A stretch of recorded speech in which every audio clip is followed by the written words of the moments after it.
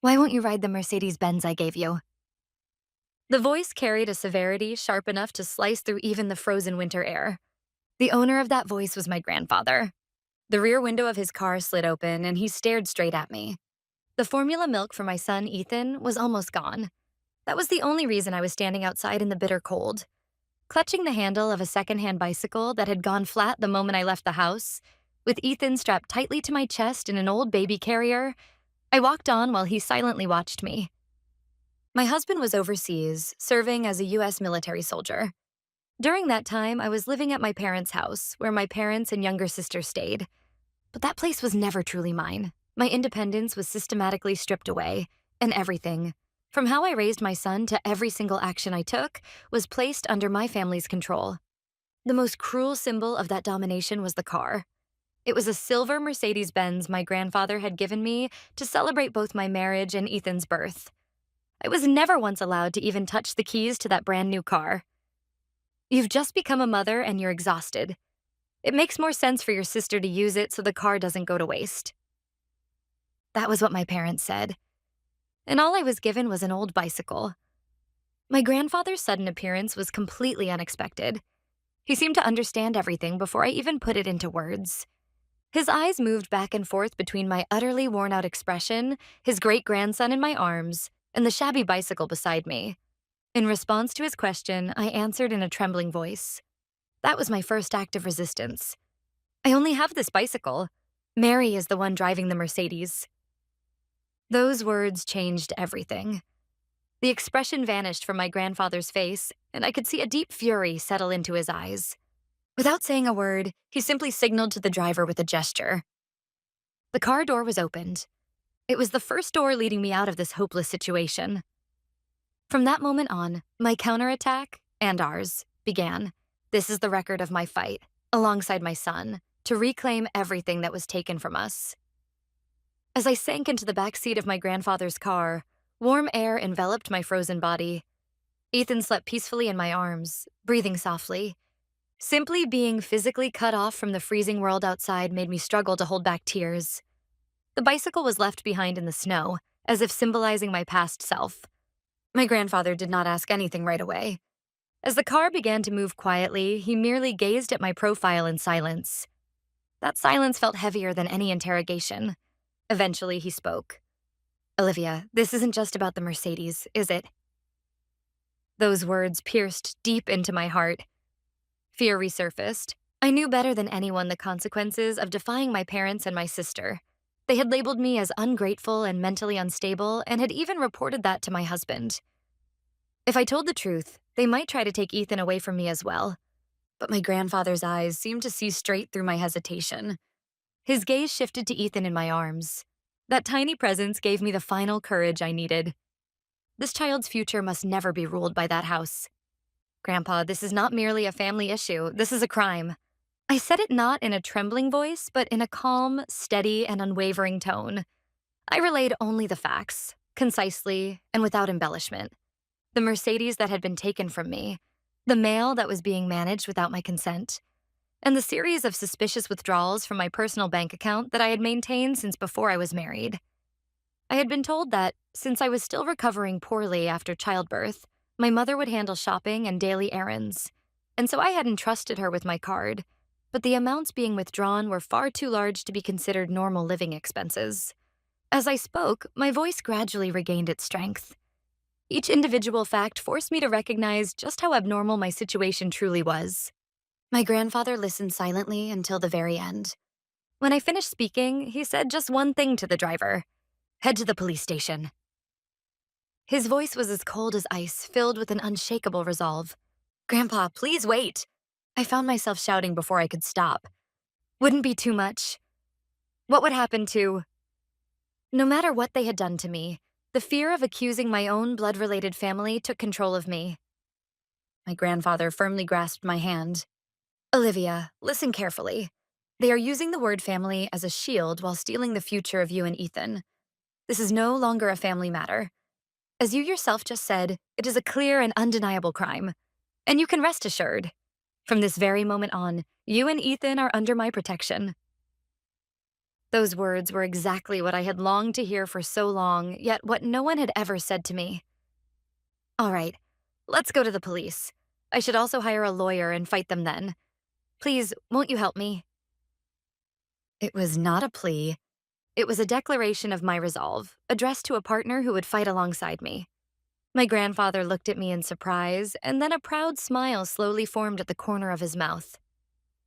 That's my granddaughter. Of course, I will use every means at my disposal.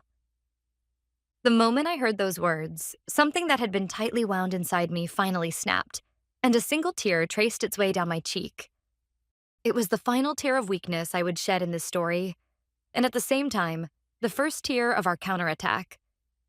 Never before had a place like a police station felt so intimidating.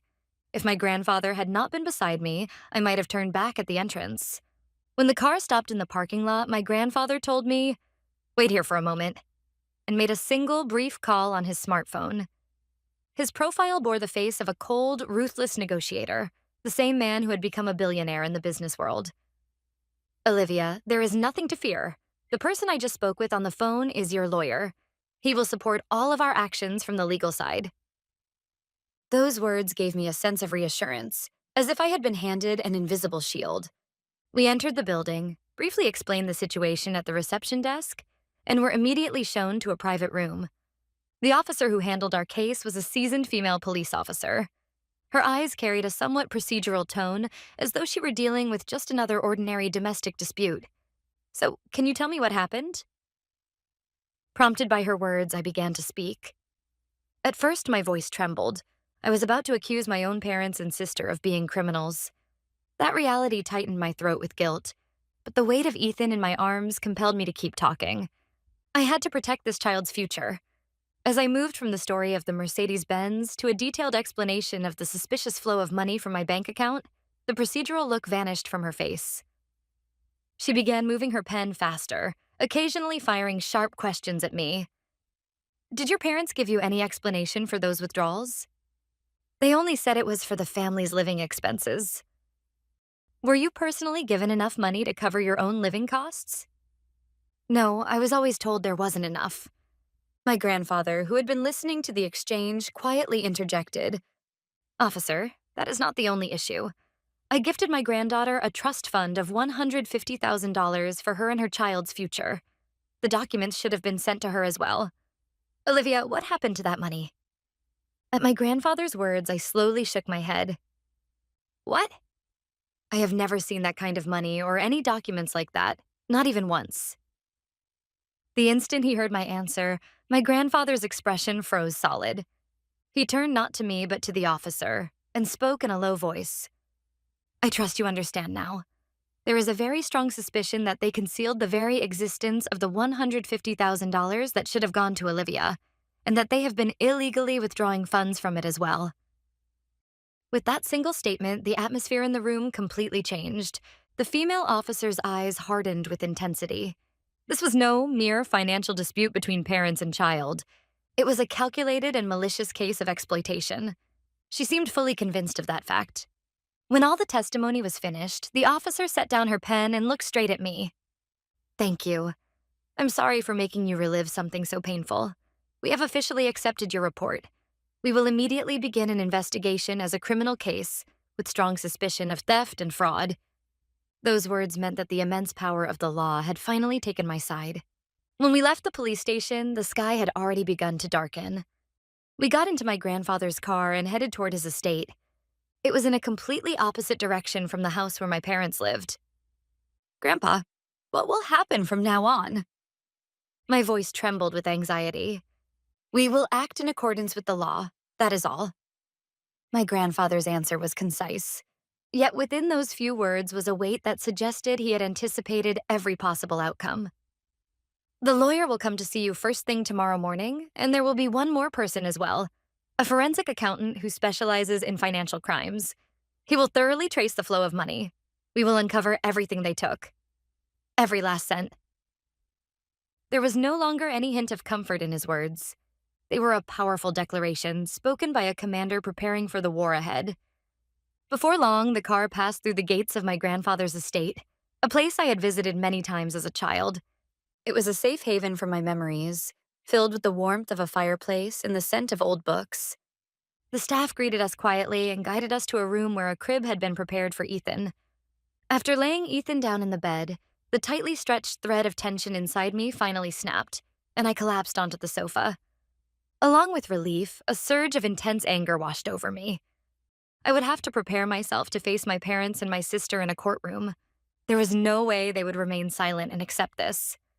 Are you afraid? My grandfather, who was suddenly standing beside me, asked me quietly. No, I just feel anger, and I was thinking about what they might do next. Hearing that answer, my grandfather nodded with satisfaction. Olivia, listen carefully. This is not a fight you started. It is a war they initiated.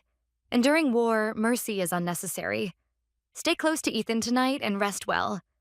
Starting tomorrow, our counterattack begins.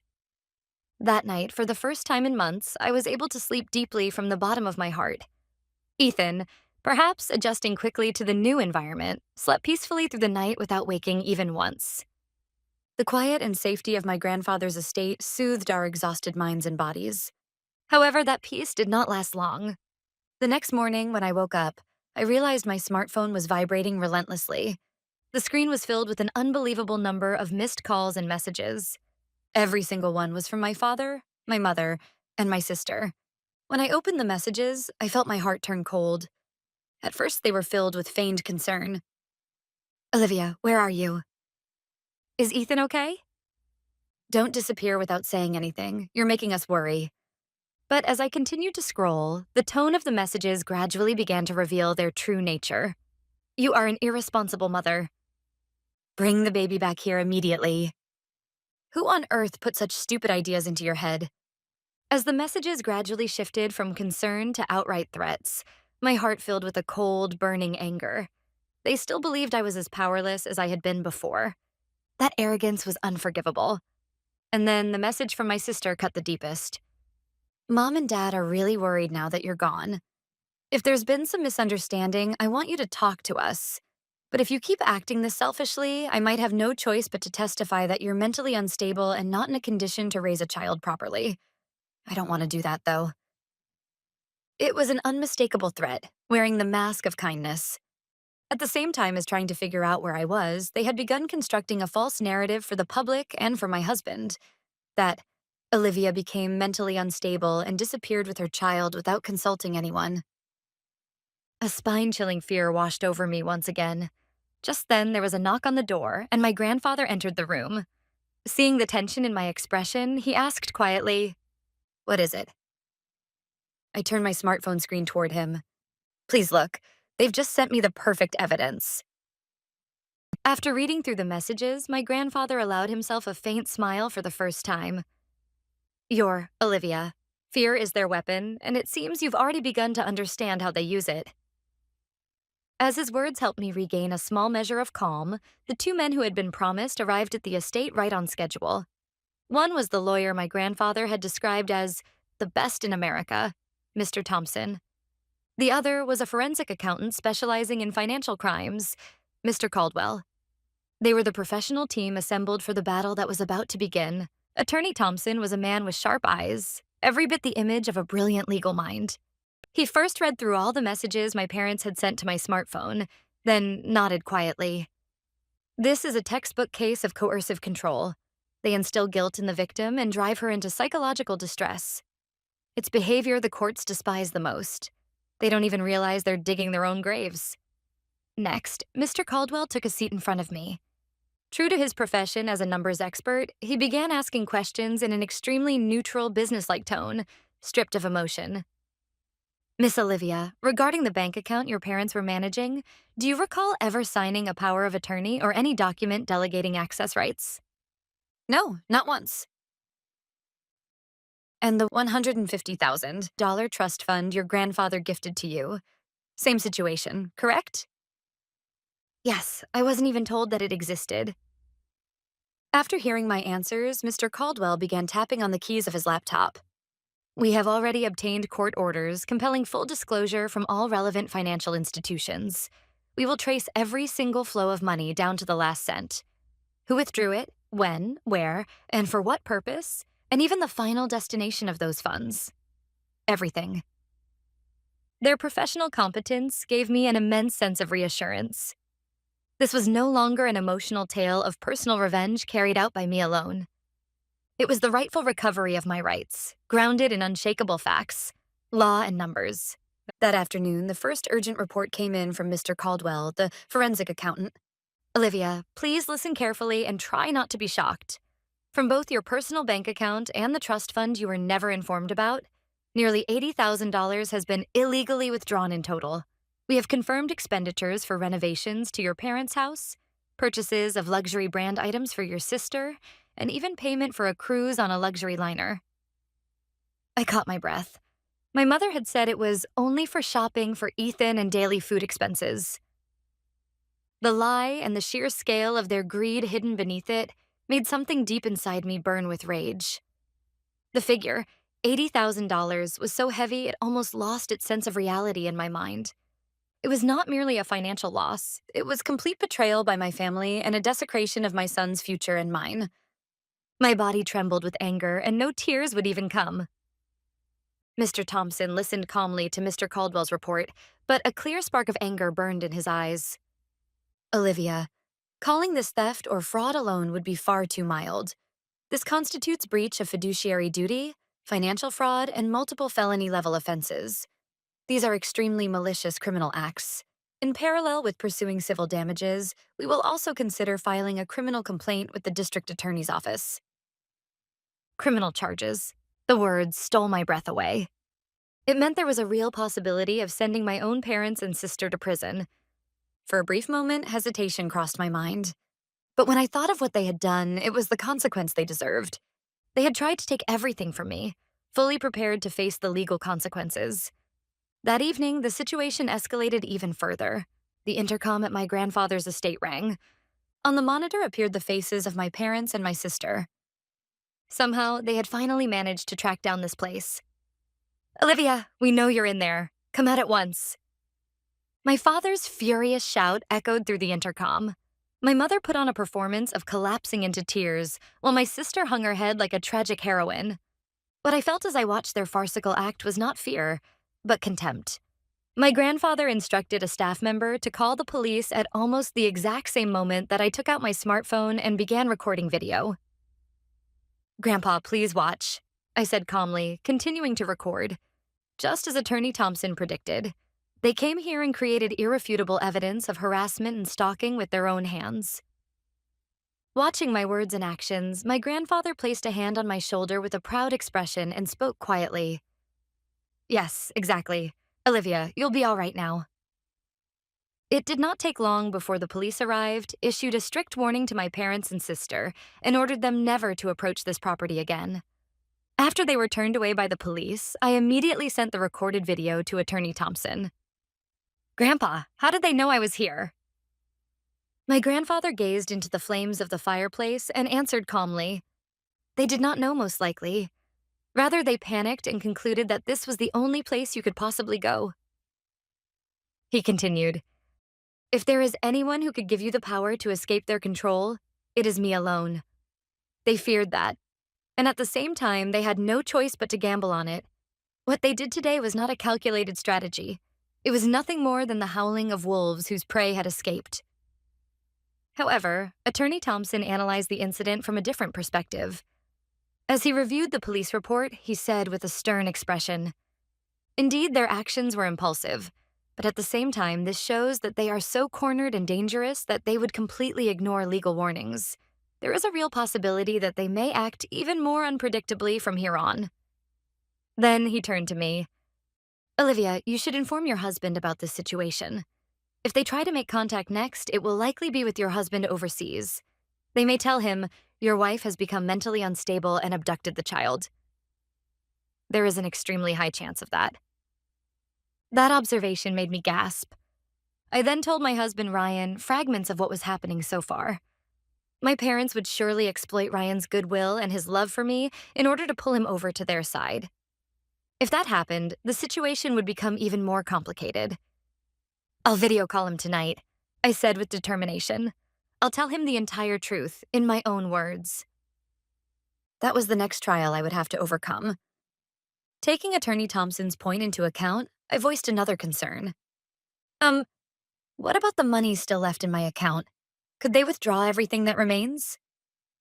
At that moment, Attorney Thompson relaxed his expression slightly for the first time. There's no need to worry about that, Olivia. Immediately after we filed the report with the police yesterday, we requested an emergency asset preservation order from the court, and it has already been approved. All of your accounts are now legally frozen and fully protected so that no one except you can access them. Mr. Caldwell added to his explanation, they can no longer move a single cent from your accounts. One reason they physically showed up here is because we have already stripped them of money, their most powerful tool of control. That fact brought me profound relief from the bottom of my heart. My counterattack was not driven by emotion alone. Legal and financial professionals had been steadily and decisively cutting off the enemy's supply lines, quietly and effectively, without me even realizing it. That night, I hardened my resolve and made a video call to Ryan, who was stationed at an overseas base. As my story unfolded, the expression on his face shifted from shock to confusion, and then to a quiet, simmering anger. Wait, Olivia.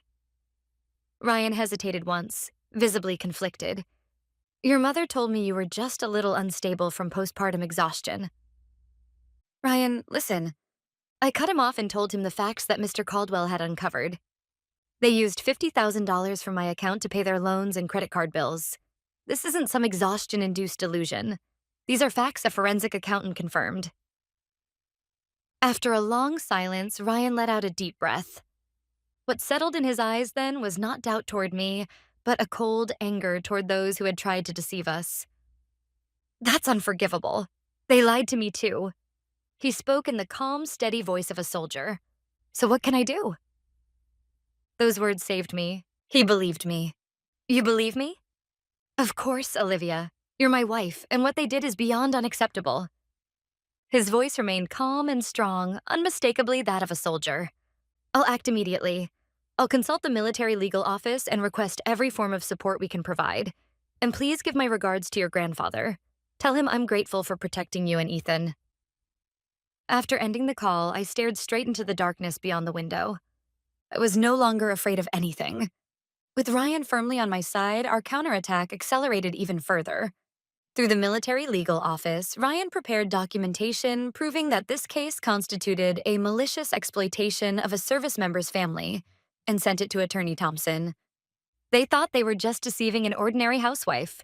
They will soon realize what it means to lay a hand on the family of a U.S. service member.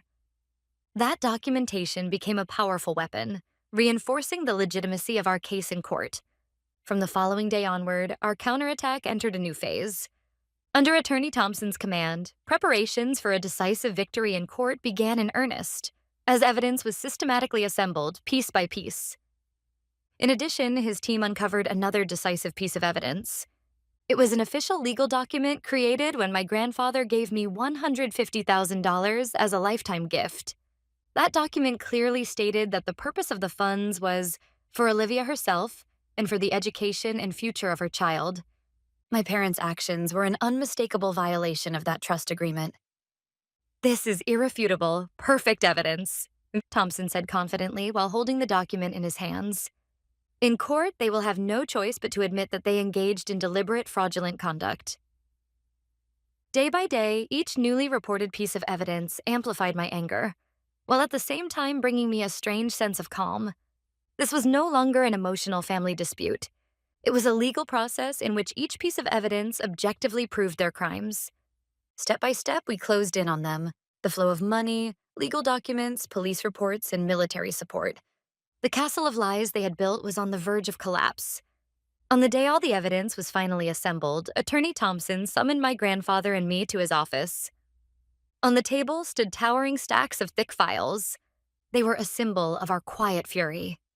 Everything is ready, he said as he picked up one of the files. This is the final draft of the complaint to be filed with the district court.